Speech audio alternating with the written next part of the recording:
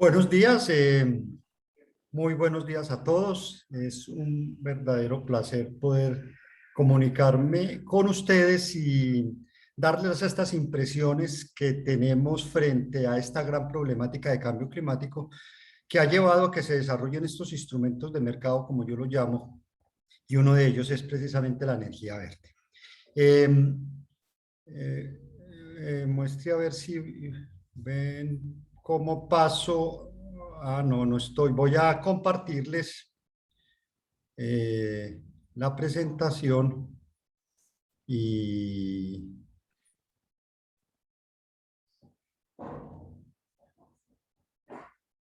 bueno, esto estaba funcionando lo más de bien ahora. Ya, y si En ponen la Zoom. pantalla compartida y Ya la tengo listo. Bueno, sí, ya entonces, está listo. ¿listo? Bueno, ahí perfecto. Entonces, este es precisamente la agenda que ya nos manifestó Diego. Entonces comenzaré con mi presentación que la he titulado Más allá de los ODS. Y esta reflexión la quiero iniciar con esta pequeña frase, con este pequeño párrafo que quiero que todos leamos muy conscientemente. El ser humano está caminando a medianoche a ciegas en una noche sin luna sobre la carrilera de un tren, consciente del peligro, pero espera tener tiempo de apartarse porque no cree que la amenaza sea tan grande. Yo creo que esta metáfora nos deja claro más o menos lo que está pasando en el planeta con el cambio climático. Creemos que en cualquier momento podemos iniciar las acciones que nos van a permitir poder manejar las amenazas del clima por el cambio climático y por las grandes emisiones de gases de efecto invernadero. Pero cada vez los llamados de la ciencia son más urgentes y cada vez esos llamados que hace la ciencia no son atendidos.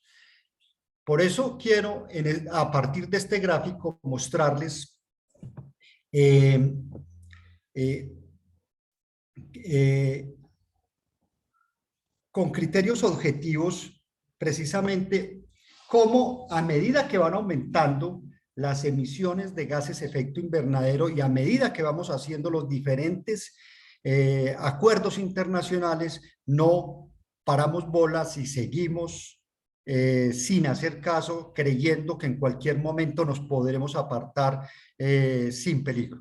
Y esto nos está dejando claro que no hemos logrado corregir el rumbo de colisión que lleva hacia un calentamiento catastrófico.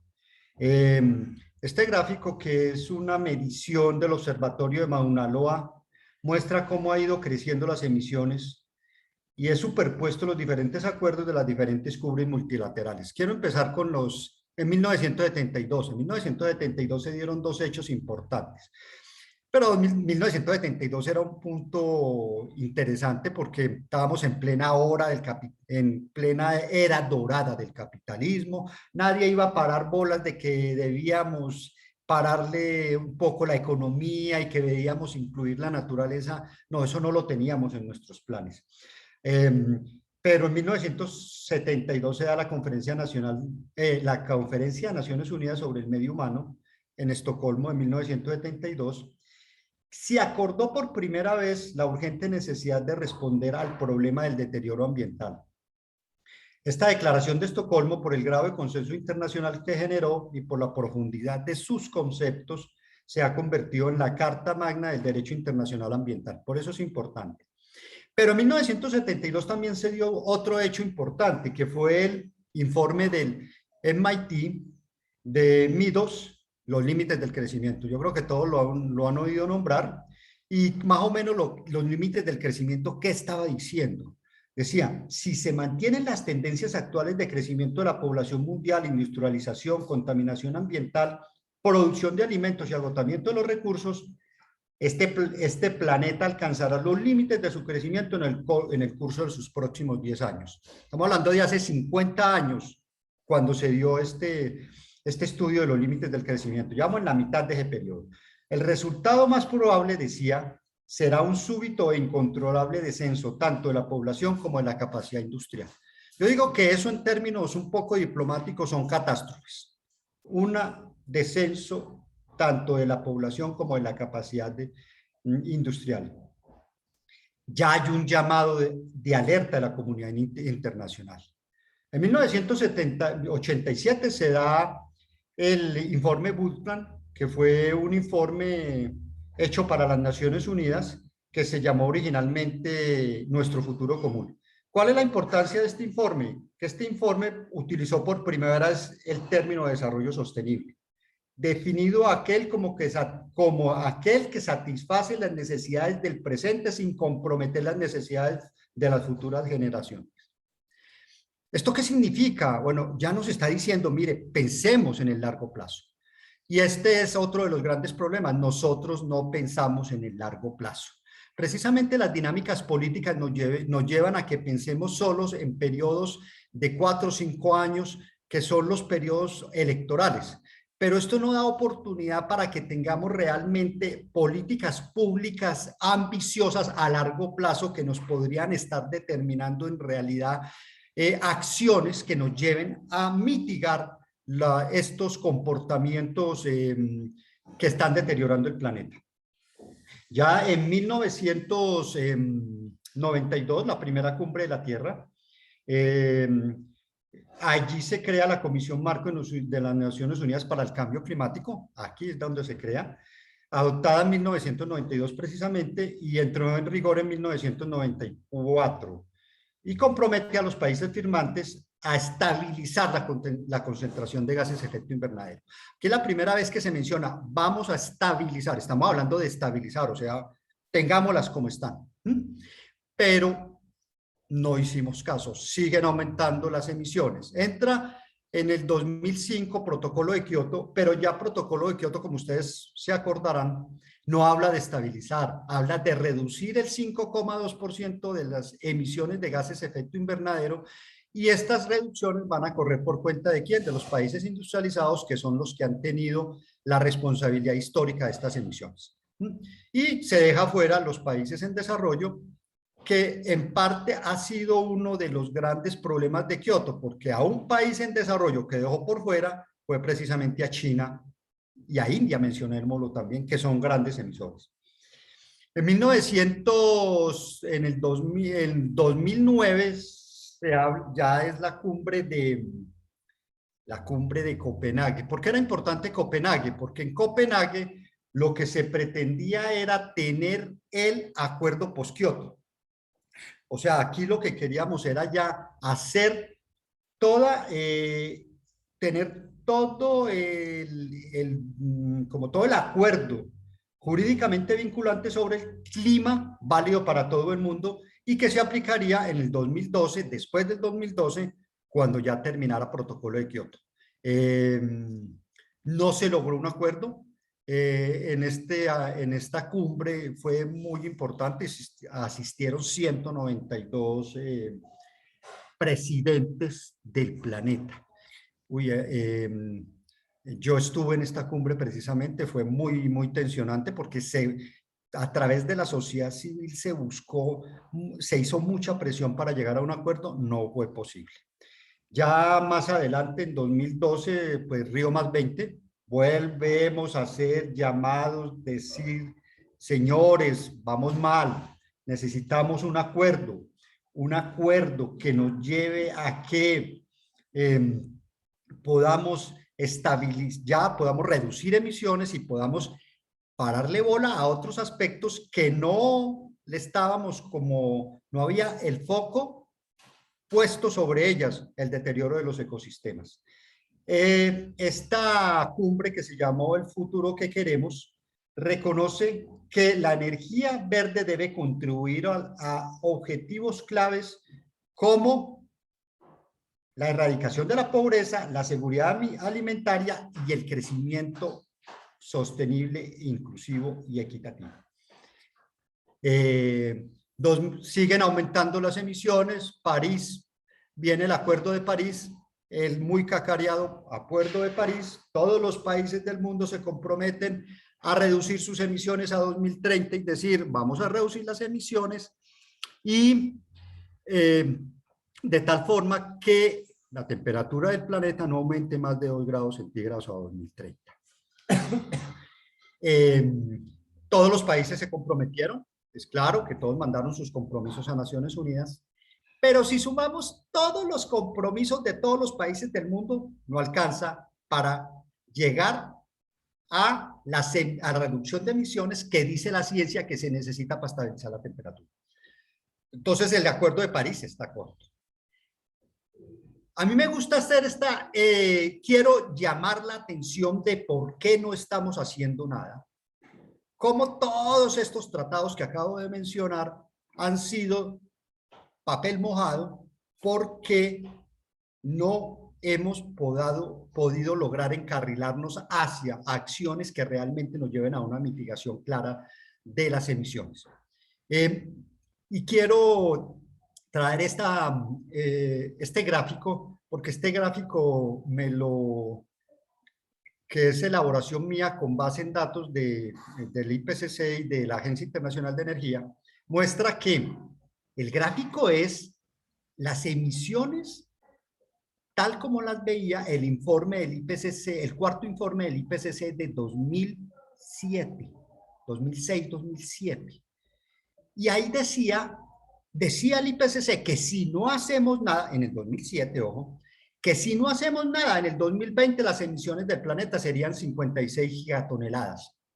Si no hacíamos nada, que teníamos que comenzar a hacer y habían unos planes y unos escenarios que había planteado ya el IPCC en dicho informe.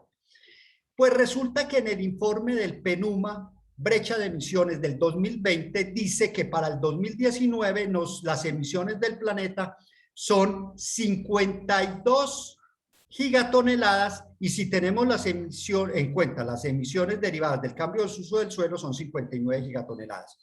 Si comparamos estos datos con los datos del cuarto informe del IPCC del año 2007, vemos que efectivamente lo que predecía el IPCC, que si no hacíamos nada, se cumplió perfectamente.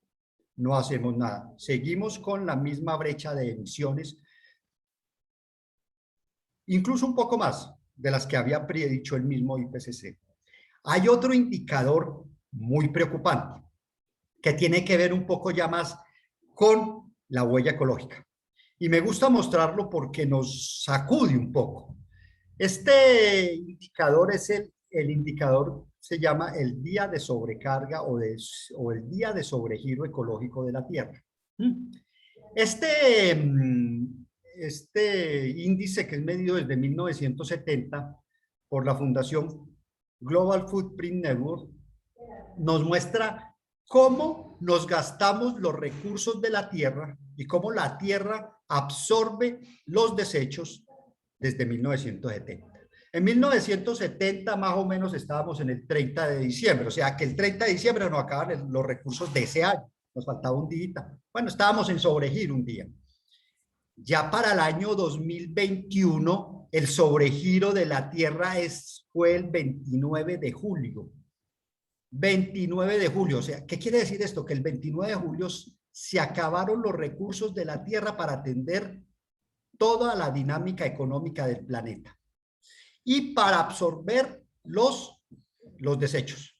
O sea, estamos en sobregiro desde el 29 de julio para acá, ya estamos gastando, nos estamos depredando lo poco que queda.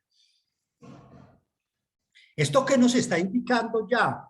Que ya no es solo desarrollo sostenible. Ya debemos hablar de un punto más allá. Es una meta mucho más ambiciosa, una meta que ya habla de la regeneración, del desarrollo regenerativo. ¿Sí?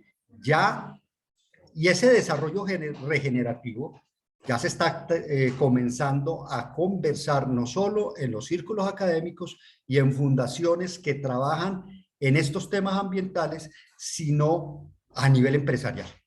Y vemos, el desarrollo regenerativo se está trabajando en 9 ejes. Aquí vemos que ya hay 2 ejes que están completamente en rojo, están más allá de la zona de incertidumbre, que son la biodiversidad, o sea, lo que tiene que ver con todos los sistemas ecológicos y con la tierra, el ciclo de fósforos y el ciclo de nitrógeno. O sea, esto nos está apuntando en dos sentidos, que en el mediano plazo van a haber escaseces, sobre todo de alimentos en el planeta. Y como vemos, el cambio climático ya está entrando en la zona de incertidumbre, en una zona de incertidumbre y de alto riesgo. Entonces, ahí sí, llegamos con el cambio climático, estos, sobre todo estas tres elementos, se realimentan. El cambio climático va a influir sobre los ecosistemas influyen sobre el cambio climático y sobre el agua, sobre la tierra. Es un ciclo que se realimenta. Es Gaia en acción precisamente. ¿En qué estamos? Al día de hoy, dirán ustedes, bueno, pero hay algunos signos que nos muestran que ya el planeta está entrando en una etapa de más concienciación frente a estos problemas. Según la Comisión Marco de Naciones Unidas de Cambio Climático, las emisiones mundiales crecerán un 16% hasta 2030 y abocan a un calentamiento del 2,7%. O sea, no lo estamos haciendo bien. Y eso es una lectura de hoy. Para conseguir que el incremento de la temperatura se quede en los 1,5 grados, los científicos estiman que debemos hacer una reducción de por lo menos el 45% de las emisiones con respecto al 2010, para el 2030. ¿Sí? 45%. Acuérdense que Kioto hablábamos del 5,2%, pero con respecto a las emisiones de 1990. Aquí estamos hablando del 45% de las emisiones con respecto al 2010. Y para limitar el calentamiento a 2 grados, necesitamos una reducción del 25% de las emisiones.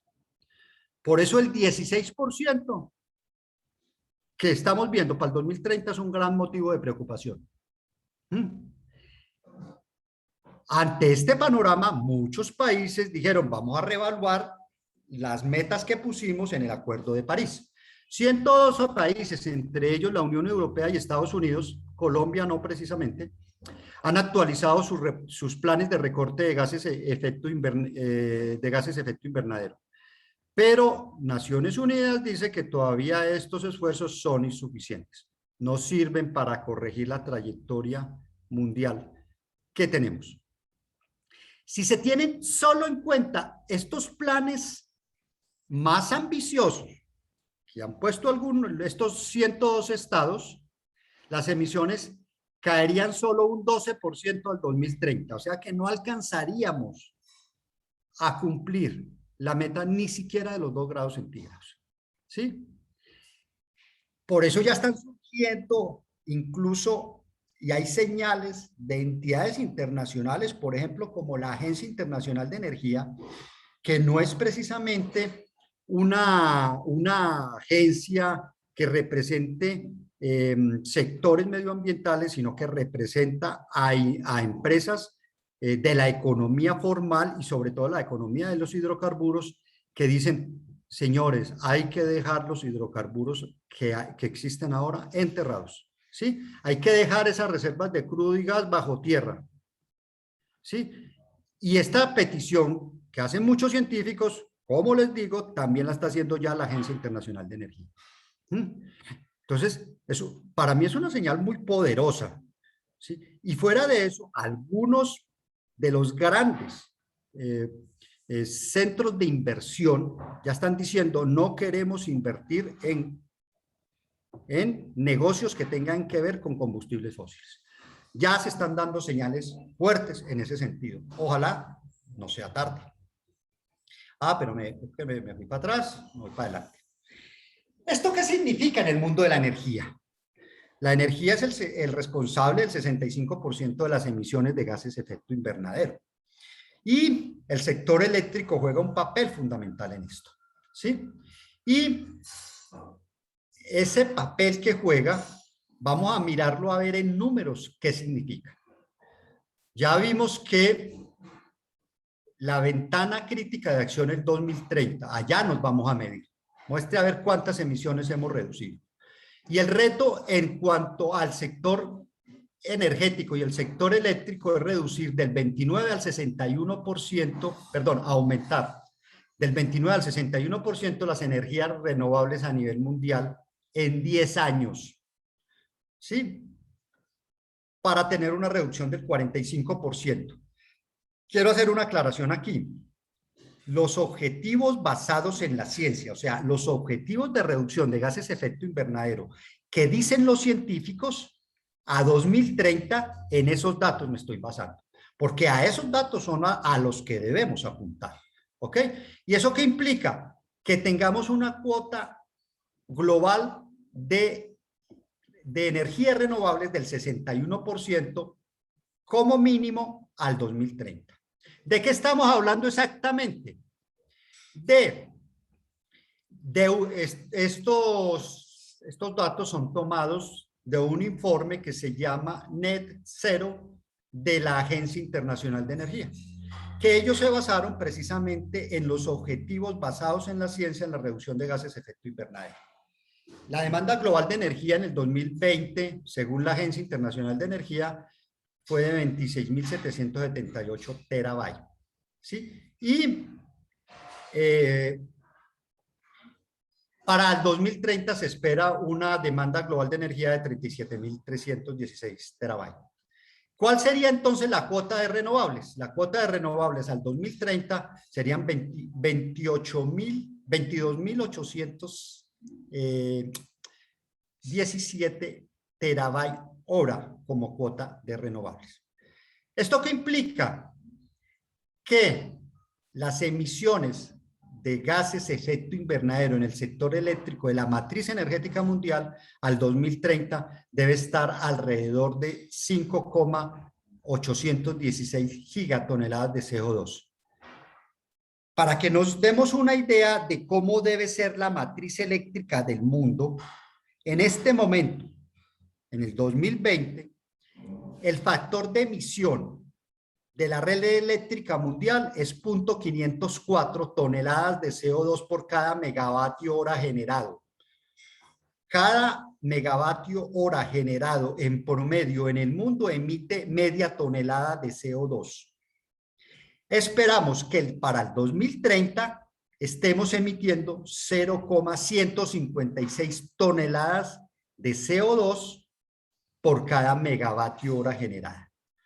Tenemos que reducir ostensiblemente las emisiones de gases de efecto invernadero para llegar a ese factor de emisión. ¿Esto qué significa? Instalar 15.157 terabytes hora de renovables en 10 años. Ahí el reto, ¿sí? Y ese reto de esas energías renovables y en 10 años, ¿sí? Debemos implicar ¿a quién? También al consumidor. Y eso es lo que quiero mostrar ahora. ¿Cómo vemos a Colombia?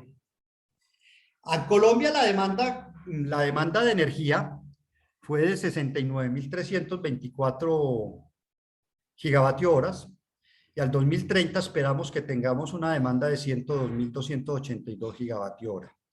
Y la cuota de renovable para poder estar dentro del rango que recomiendan los científicos en Colombia, con respecto a las emisiones de la matriz colombiana, esto lo estamos enfocando ahí, debe ser de 14.964 gigavatios hora de cuota de renovables. El factor de emisión en Colombia en el 2020 fue de 0,203 toneladas de CO2 por megavatio hora. Es un factor de emisión bajo, es uno de los más bajos del mundo. Junto con los países nórdicos y Brasil, quizás son los factores de emisión de red más bajos del mundo. Colombia es de esos, pero no por eso nos podemos relajar. Debemos seguir apostando por una matriz mucho más renovable para llegar a ¿qué? A un factor de emisión de 0.156 toneladas de CO2 por megavatio hora. ¿Esto qué significa? Instalar 9.816 gigavatios hora de renovables en 10 años. Ahí, eso, en términos de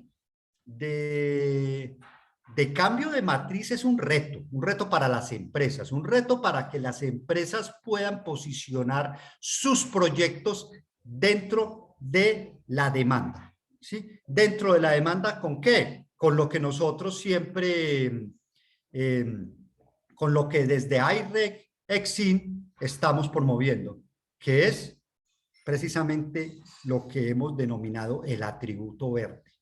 Este atributo que me permite poder disfrutar de 1 kWh verde, o sea, 1 kWh que no emite gases de efecto invernadero, ¿sí?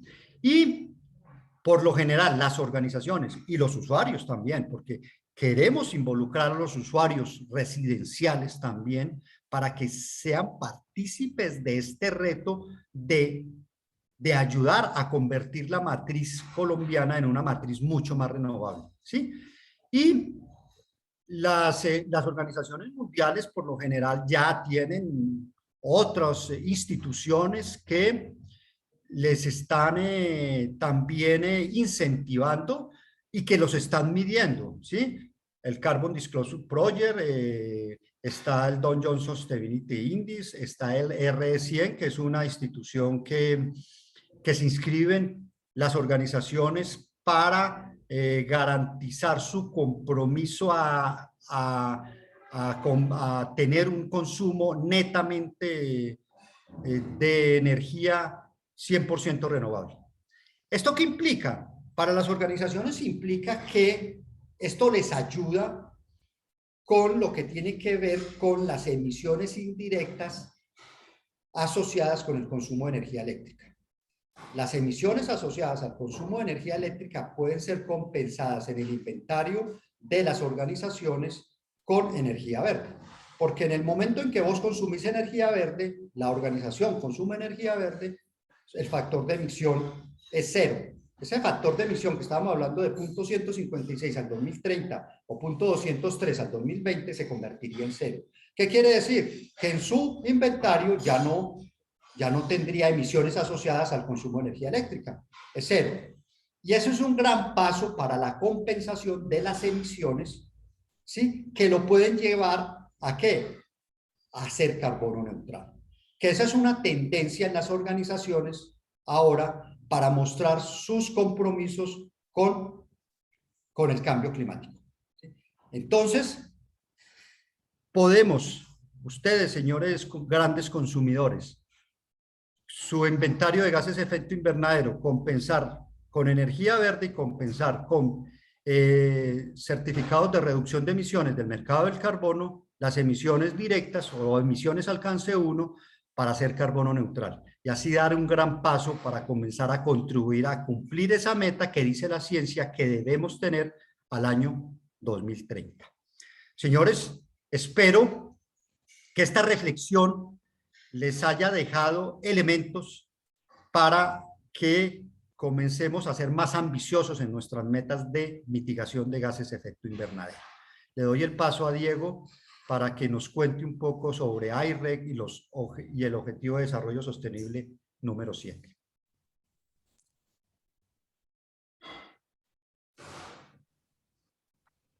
Muchas gracias, Oscar. Voy entonces a compartir con ustedes pues, la siguiente presentación, que es ya una reflexión en torno a el papel que van a tener las empresas en este proceso que va a ser pues, delicado y vital para toda la humanidad.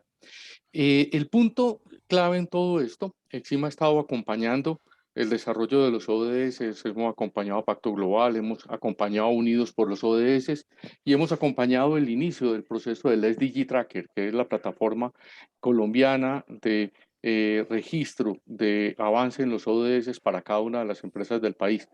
El punto central en todo esto es que el avance que nosotros podamos tener desde las empresas va a ser el punto crucial para alcanzar los ODS y para alcanzar un impacto real sobre los objetivos de emisión de gases de efecto invernadero y a través de eso de manera fundamental del consumo de energía sostenible. Los ODS pues tienen una gama muy amplia de acción. Los ODS no están orientados solo a gases de efecto invernadero. El primer objetivo fundamental, la superación de la pobreza. Es que la superación de la pobreza nos impone unos retos monumentales. Por allá en 2011-2012 participamos en una iniciativa muy importante que era entender cuál era el impacto ambiental de la superación de la pobreza a nivel global, y específicamente hicimos la investigación y el trabajo del impacto de la superación de la pobreza en Latinoamérica. Los datos son arrolladores, pues que Colombia, que consume alrededor de 1.300 kilovatios hora año persona, pues debe pasar a consumir más de 3.000 kilovatios hora año persona. Eso es un impacto enorme en solo la estructura del sistema eléctrico. Ahora, todo lo que deberemos hacer en conjunto, en todos nuestros consumos y en todas nuestras cosas va a ser enorme. Entonces, ese solo impacto de superación de la pobreza va a generar un impacto enorme, pero vienen las otras cosas. Es que quiénes son los actores fundamentales en que estas cosas se logren. Y entonces quise resaltar tres ODS fundamentales para nuestra discusión de hoy. Lo primero es la producción y el consumo responsable, en el cual juegan las empresas y obviamente juegan los consumidores. Pero hay un punto muy clave y es el consumo de energía renovable. ¿Cómo vamos a orientar todas nuestras empresas hacia el consumo de energía renovable? Con un punto muy crítico. Es que cuando uno en su consumo energético entra de lo que es el Market Driven Sustainability a nivel global, y es que desde los consumidores en sus compras a las empresas empezamos a decir, le compramos a empresas que estén comprometidas con la reducción de gases de efecto invernadero y comprometidas en conjunto con todos los ODS, pues empezamos a decirle a las empresas, paguen un poco más por energía, pero aseguremos que esa compra adicional de energía se traduzca en que estamos generando una dinámica de que se ponen en marcha proyectos de energía renovable. Y ese es el mensaje de IREC. El mensaje de IREC es un mecanismo para que desde los consumidores y desde las empresas activemos esa dinámica de tener proyectos de energía renovable. El análisis no es muy complicado, el análisis es básico en teoría de redes. Cuando usted analiza en teoría de redes los impactos sobre los ODS, usted inmediatamente se empieza a encontrar un punto muy crítico.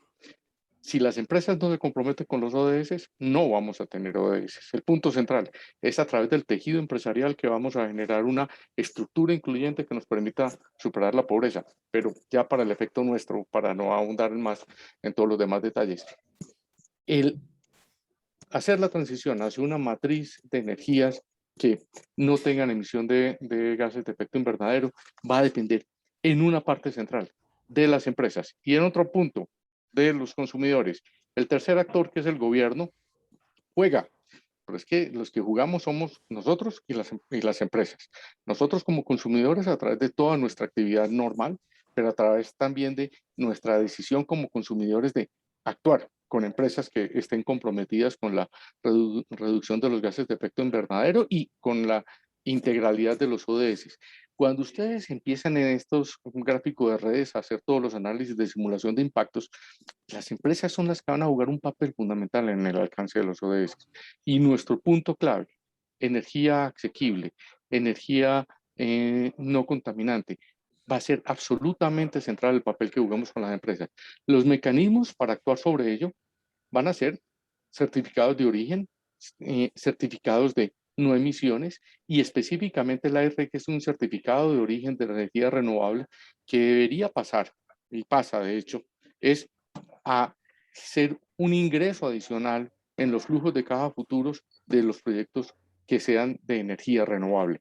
Ese es el punto central como actuamos y como generaremos ese impacto que nos explicaba Oscar, que nosotros necesitaremos es una ampliación enorme de nuestra capacidad de generación energética precisamente en fuentes de energía renovable. Ese es el análisis y el punto central. Todo lo que se ha hecho en el SDG Tracker, en el SDG Compass, es empezar a generar una plataforma en la cual las empresas puedan empezar a registrar sus aportes a los ODS.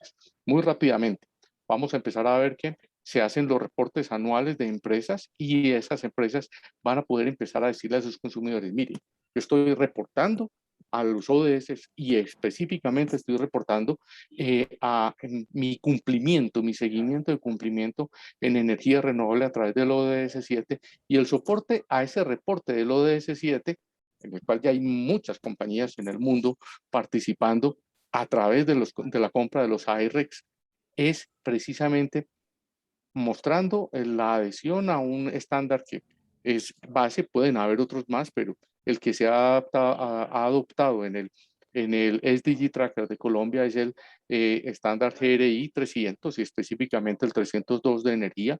Para certificar este estándar, uno tiene que tener unos certificados de origen de energía que digan, mire, si estoy consumiendo energía renovable, yo capturo de una red en la cual hay con energía de ambas fuentes, pero yo estoy es a través de este certificado diciendo mi energía proviene de estas plantas que están generando renovablemente. Entonces, esa es la base de todo el ejercicio, es la base de todo el enfoque y es a través de un estándar ya homologado internacionalmente con el cual se sigue la certificación de Dow Jones Sustainability o GRI, que es el GRI 300 y el GRI 302 específicamente.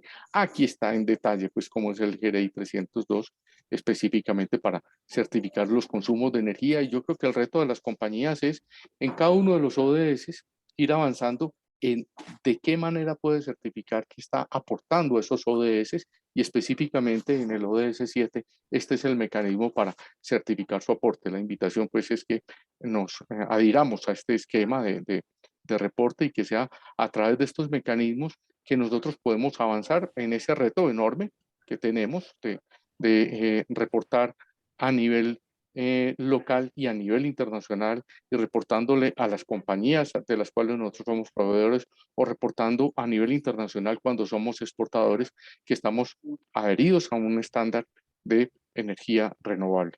Esta era mi charla, mi presentación para el día de hoy y luego pues entraremos a atender preguntas de ustedes y le voy a dar el paso a Bernardo. Bernardo es la persona que es el oficial para Latinoamérica de ODS, de IREC Internacional y nos va a ilustrar cómo opera todo este mecanismo de IREC. Benjamín, bienvenido. Muchas gracias, Diego. Sí, Bernardo es un buen amigo mío también. Hoy estaremos con ustedes. Gracias por Oscar, también muy buena presentación.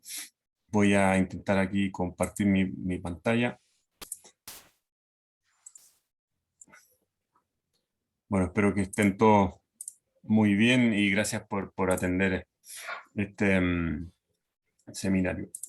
Pueden ver la pantalla, ¿no es verdad? Sí. Sí, señor. Ahí. Listo, perfecto. Ya. Buenísimo.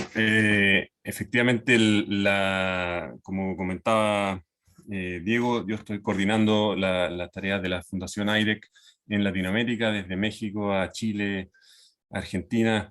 La Fundación IREC se creó el año 2014, está basada en Holanda. En su origen la crearon distintas personas que participaron en la creación de las garantías de origen europea y que también participaron en la creación de los certificados de energía renovable o RECs, como se les conocen por su sigla en inglés, en Norteamérica, a mediados de los años 90. Hoy día administra entonces un estándar de seguimiento de atributos renovables que puede ser aplicado a la electricidad. Hoy es el producto principal, ¿no es cierto? Pero también se está trabajando en otros energéticos como el hidrógeno verde y eventualmente también commodities verdes, llamémoslo, o incluso proyectos de captura de carbono. Muy interesante estos desarrollos a la luz de las nuevas regulaciones que vienen principalmente de la Comunidad Europea, que ha anunciado, ¿no es cierto?, un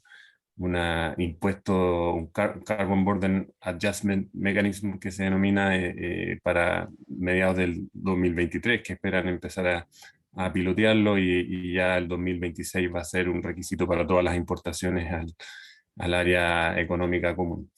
En general, el estándar siempre requiere del apoyo de contrapartes locales, ya sea con el gobierno central, el operador del sistema o los mismos generadores y clientes.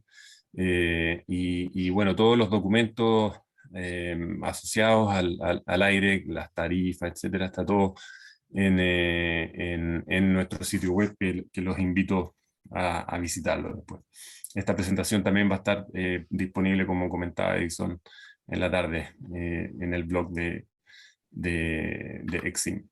Y bueno, esta lámina ilustra un poco el origen de las garantías de origen, valga la redundancia, los certificados de energía renovable. Se ilustra cómo están compuestos los sistemas eléctricos modernos, donde hay cientos de plantas de generación de distintas fuentes, unas renovables, otras no renovables, conectadas a través de miles de líneas a millones de usuarios. Entonces, en la medida que se fueron desregulando los sistemas eléctricos, los mercados eléctricos, que originalmente eran todos integralmente verticalmente integrados, se fueron abriendo la posibilidad de la participación de privados y eventualmente la firma, la suscripción de contratos directamente entre plantas generadoras y clientes.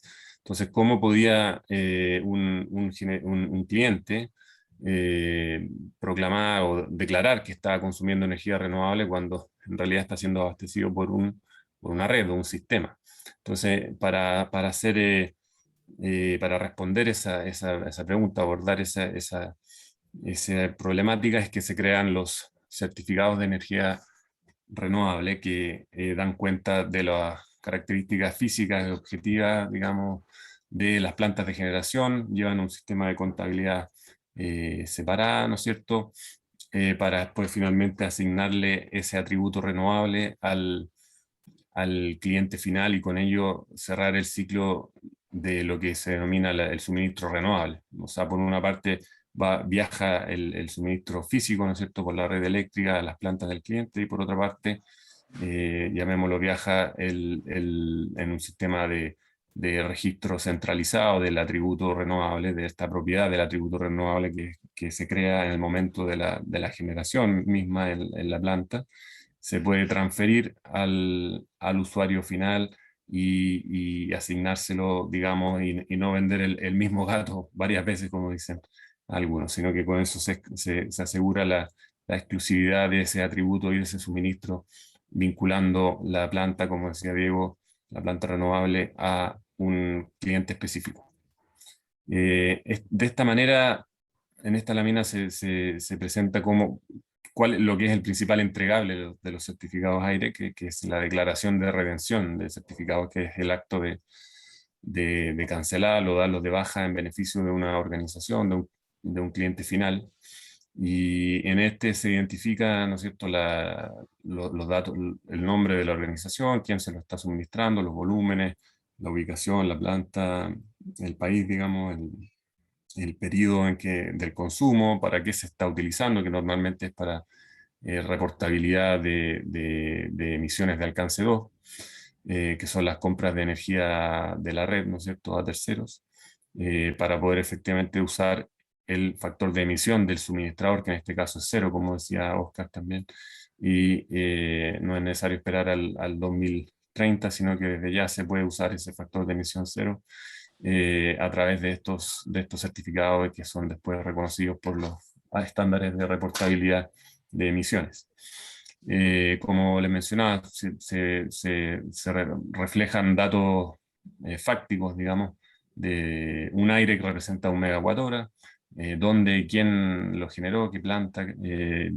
Estos atributos son verificados por un tercero, en este caso la Fundación Exim, es la que se relaciona con las plantas de generación renovable, verifica, ¿no es cierto?, que estas plantas cumplan con los criterios del estándar y también que los volúmenes correspondan, digamos, lo realmente producido, que no se hayan ya emitido certificados, etcétera. Y finalmente estos certificados actúan como un título que en el fondo tienen un dueño de propiedad de quien lo produce en primer lugar, pero pueden ser transferidos y respaldar las declaraciones de los clientes finales, que es lo que más les interesa a ustedes probablemente.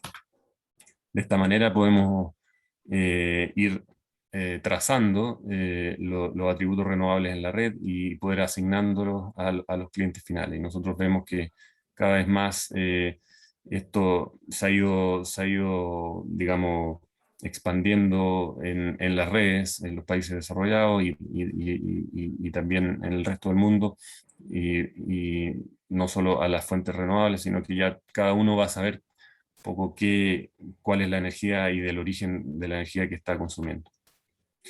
En esta imagen se muestra la presencia del aire estándar en el mundo en color azul, que ya representa, estamos presentes en países que representan más del 50% del consumo global de electricidad. En Europa y tiene su propio sistema de garantías de origen, y en Norteamérica lo mismo. En el resto del mundo se ha ido expandiendo el uso y consolidando también el uso de los certificados AIREC. Este es el mismo mapa, pero ya con un doble clic en los países que está AIREC, y en color está representados los distintos emisores locales que se denominan, que son las entidades como la Fundación Exim, que son los partners en cada país que conocen bien la regulación y se relacionan directamente con los generadores que están interesados en registrar sus plantas en el estándar. Hacen la auditoría en nombre del estándar y culmina con la emisión de certificados de energía renovable. Esta es una visión de cómo ha evolucionado la emisión de certificados AIREC en el mundo. Hay un crecimiento importante, pero no solo a nivel por el hecho de que cada vez estamos en más países, sino que si uno ve en cada región en particular o en cada país en particular, se aprecia la misma tendencia. Se van consolidando y ya cada vez más los clientes los empiezan a requerir. En Latinoamérica, que es la zona que me toca coordinar a mí, tenemos 4 de los países que están en los top 10, Brasil, Colombia, en el segundo país latinoamericano más importante, México y Chile. Esta es un desglose de la emisión del año 2020. Hay más de casi 800 plantas de energía renovables registradas en el mundo, en más de 30 países. Un poco la evolución que ha habido en Colombia. Ya vemos como del año 2019 al 20 casi se duplicó. Ahí les podrá contar Edison, que viene a continuación, después la producción del certificado del año 21. Pero es interesante cómo se ha ido presentando la misma tendencia también. Existen casi 3.000 megawatts de plantas registradas, principalmente hidroeléctricas. Este es un mapa interactivo que está en la página web nuestra, con el detalle de cada una de las plantas. Ustedes pueden ir haciendo zoom in y haciendo clic en cada una de ellas para ver los detalles de cada una. Y finalmente, solo para cerrar un poco lo que comentaban los presentadores anteriores, que quienes están usando los RECs o los IRECs hoy día son principalmente los corporativos. Hay iniciativas como la del CDP, que reúne a 8.000 compañías que están reportando en distintos pilares o muy vinculados a los ODS, ¿no es cierto? Que reconocen los certificados IREC dentro de esta. Lo mismo la R100, que son las que han ya puesto, seguramente ustedes las conocen, las metas al 2030 y al 2050 de llegar a un 100% de energía renovable. Y lo mismo en las Science Based Targets, que con un objetivo más ambicioso de la carbono neutralidad y una hoja de ruta, digamos, para llegar a ello. ¿Y por qué lo están usando? Bueno, por un poco lo que comentaba antes, que certificados ya están reconocidos como para respaldar declaraciones renovables, aseguran la titularidad, ¿no es cierto?, del atributo, y son requisitos muchas veces dentro de estas iniciativas para reportar bajo estos estándares internacionales. Con eso les doy las gracias y atento a sus preguntas, cualquier cosa conversamos. Muchas gracias, Benjamín. Muy interesante todo hasta el momento. En este momento vamos a pasar con un caso práctico.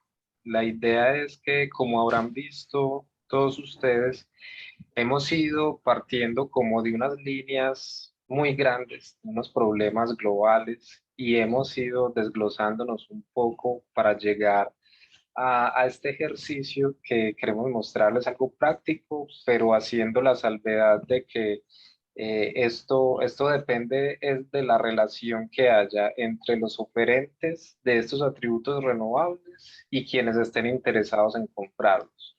Nosotros, como bien lo han mencionado Benjamín, somos quienes validamos las características técnicas de las plantas que están haciendo como dueños de esos atributos en Colombia por el lado de la oferta y emitimos los certificados para ellos. Y por el lado de la demanda, también los asesoramos en lo que significa para ellos esa compra y les explicamos pues todo lo necesario para que ellos tengan los elementos para poder hacer una transacción, digamos, de forma confiable con quienes estén ofreciendo estos certificados. Aquí entonces quiero pasar a mostrarles rápidamente un ejercicio que hicimos que parte de la encuesta anual manufacturera y estamos mostrando la dimensión del gasto promedio anual de energía en pesos colombianos para los diferentes subsectores de industrias manufactureras y queremos hacer un ejercicio con dos escenarios de compra de certificados. Un certificado IREC se entrega por 1 MWh. Entonces, 1 MWh son 1000 kWh.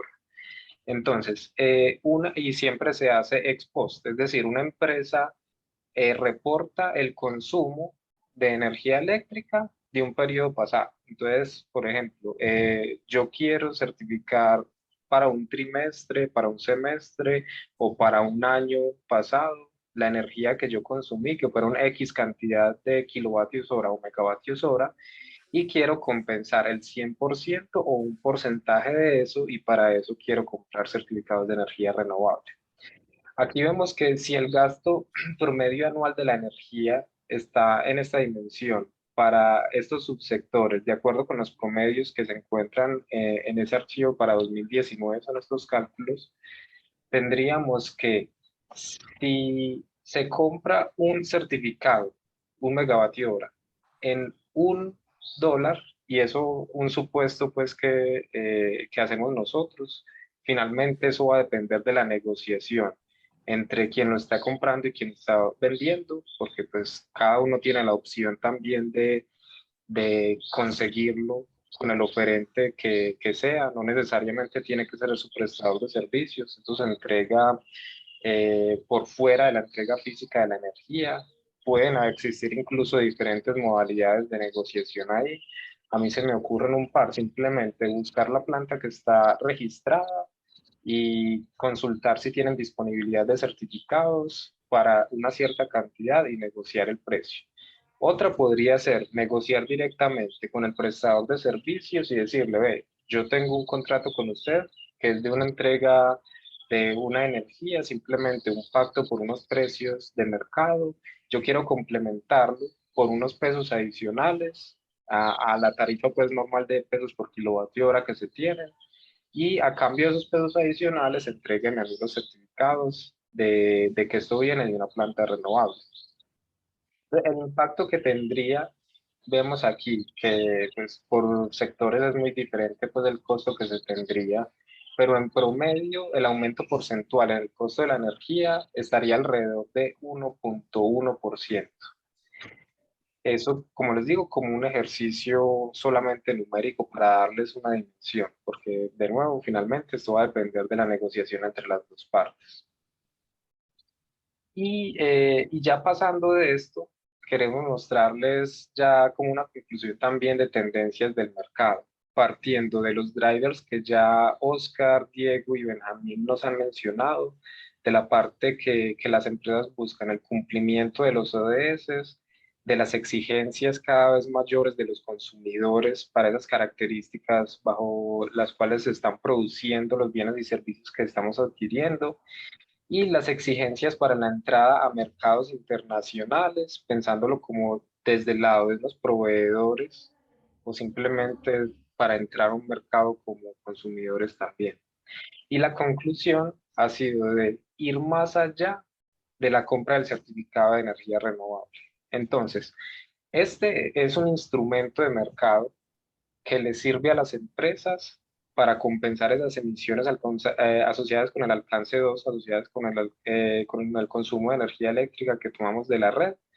Pero antes de eso, tiene que haber proyectos de eficiencia energética, tiene que haber iniciativas de cambio tecnológico que nos ayuden a nosotros también a reducir las emisiones que tenemos por nuestras actividades.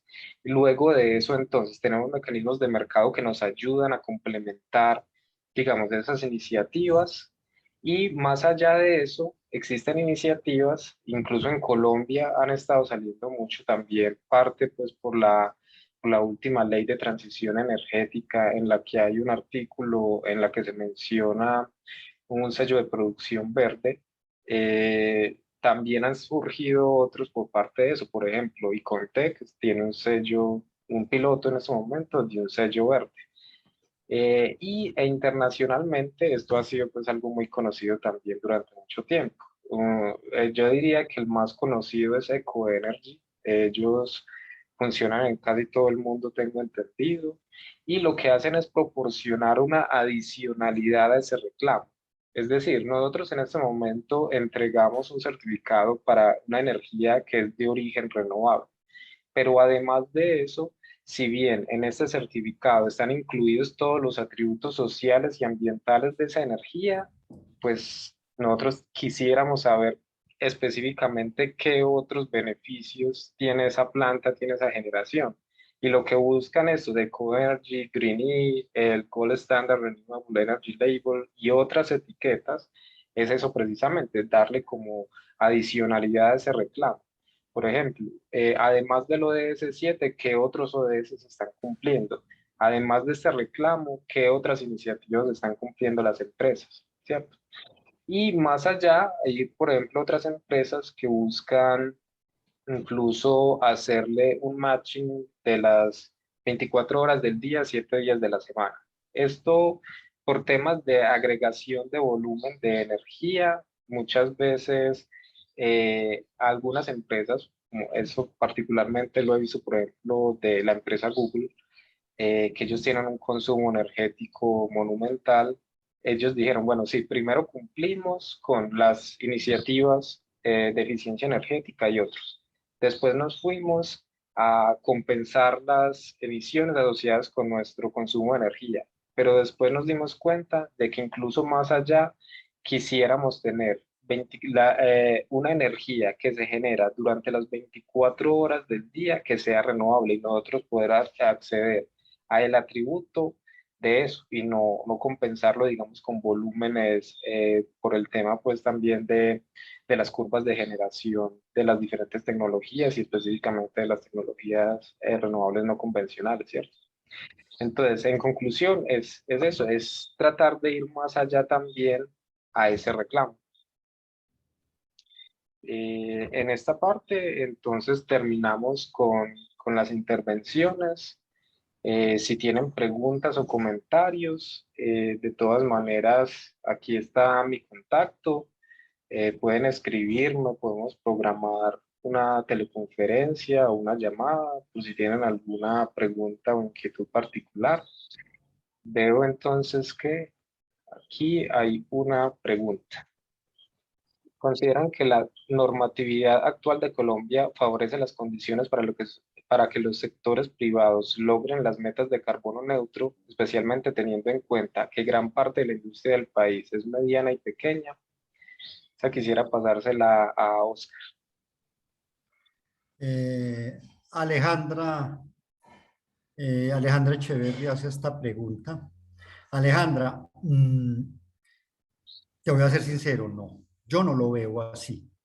Precisamente por eso incluso ese es mayor el reto para las medianas y pequeñas empresas, qué sé yo, las dificultades que tienen para mantenerse a flote financieramente, ya asumir otros tipos de compromisos como este les podría parecer una carga adicional, pero no.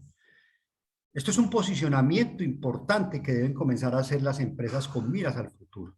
Si comienzan a trabajar iniciando, por lo menos, con un inventario de gases de efecto invernadero, ¿sí? Y teniendo en cuenta y identificando cuáles son sus mayores focos de emisión y comenzar a trabajar en eso eh, para lograr en mayores eficiencias, seguro que eso va a tener un valor costo-eficiencia positivo para ustedes. En este momento en el país apenas se está configurando un mercado del carbono en todo el sentido de la palabra.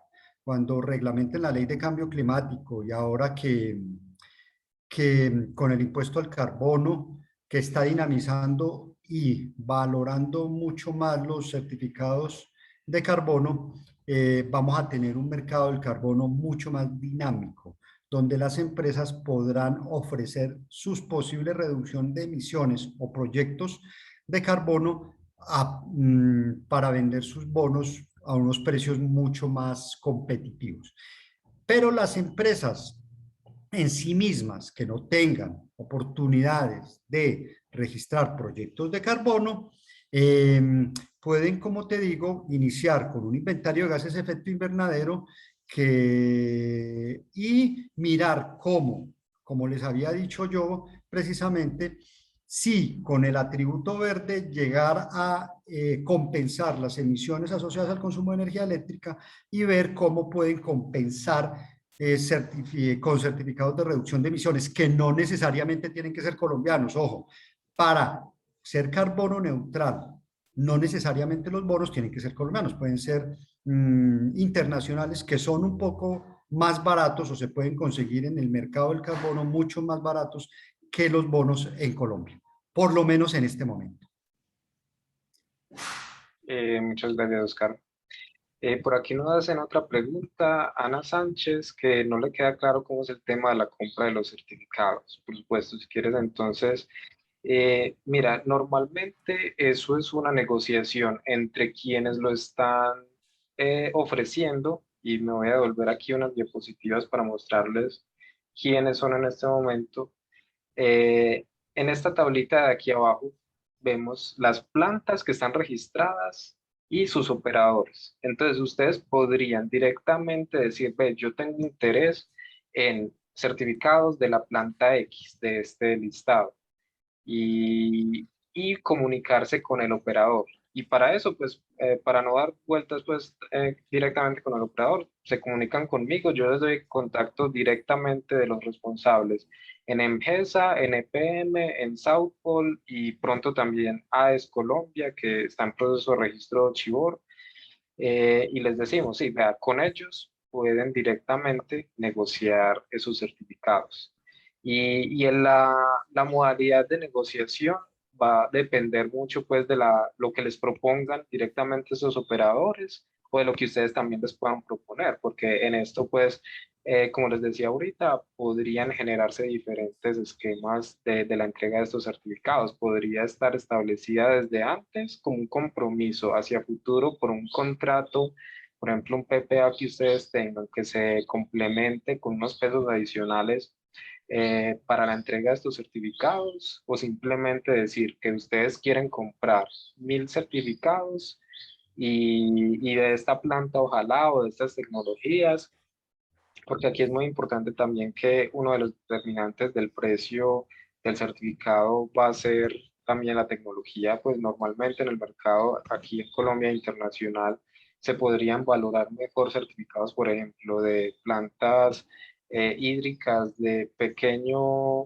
tamaño, eólicas y solares, que de una hidroeléctrica de embalse, por ejemplo. Entonces ustedes los dirían, yo quiero certificados, esta cantidad, ¿en cuánto me los venden? Y ya de ahí, pues, esquemas de negociación podrían haber muchos. Si no fue claro, igual me escriben, yo les doy el contacto, como les digo, de los operadores y previo a eso, pues también les doy como otros elementos para que según las condiciones particulares de quien esté interesado, pues puedan acercarse a ellos ya con una pregunta más específica. Mm, Laura Pavas nos dice, ¿cómo se controla que el factor de emisión de 0 por AIREC no haya una doble contabilidad de mitigación con el factor de emisión de la energía eléctrica a nivel nacional? Si quieres, yo voy a empezar con una idea y Oscar me complementa. Mira, el reclamo de los AIREC es único, es decir, que un certificado se emite por un megavatio hora que fue generado y por ese megavatio hora eh, no se sacan otros productos, porque es que por la generación de las plantas renovables, normalmente una planta puede estar tanto en esquemas de carbono, es decir, emitir bonos de carbono, y también puede estar registrada en aire para emitir certificados de energía renovable. Pero por un megavatio hora que generaron o un kilovatio hora, solamente pueden tener uno de los dos productos. Entonces, ese es como el primer control en el origen de que no va a haber una doble contabilidad de los atributos. Y en cuanto al factor de emisión de la energía eléctrica a nivel nacional, pues simplemente lo que estamos haciendo es que estamos atribuyéndole una energía que no tiene emisiones a a un consumidor específico. Eso lo que genera es que en condiciones ideales, por ejemplo, lo que hacen en Europa es calcular lo que se llama un mix residual o un factor de mix residual y escoger cuáles fueron los atributos que sí se reclamaron, cuáles fueron los atributos que no se reclamaron y volver a hacer el mix de la generación nacional. Aquí creo que solamente Brasil entiendo que ha hecho el ejercicio de recalcularlo. Entiendo que no fue muy diferente al real. Es un ejercicio que nosotros también podríamos hacer más adelante, pero que entiendo que no cambiaría mucho el factor de la red. Y en realidad, pues en temas de doble contabilidad no lo habría. No sé si Oscar quiere complementar algo ahí. Oscar o Diego. No, no, Edison, perfecto. Y yo creo que diste todos los elementos que tienen que ver con este asunto de la doble contabilidad. Perfecto. Listo. No sé si tienen alguna otra pregunta que de pronto se me haya escapado. Creo que no.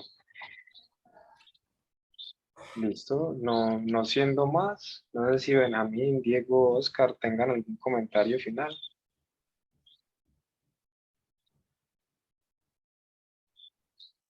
Listo, ¿no? Creo que estamos muy bien. Yo quedo atento igual al correo, al celular, pues que tiene el chat de WhatsApp también activo, a cualquier pregunta o comentario que puedan tener al respecto. Ahorita en la tarde, entonces voy a subir la presentación y con eso, pues, nos pueden contactar en cualquier momento. Listo. Muchísimas gracias a todos los asistentes, a Benjamín, a Oscar y a Diego por sus exposiciones. Que tengan un muy buen día y que estén muy bien. Hasta luego. Bueno, muchas gracias. Ustedes Gracias a Muchas todos, que estén gracias. muy Hasta bien. luego. Hasta igualmente, luego. gracias.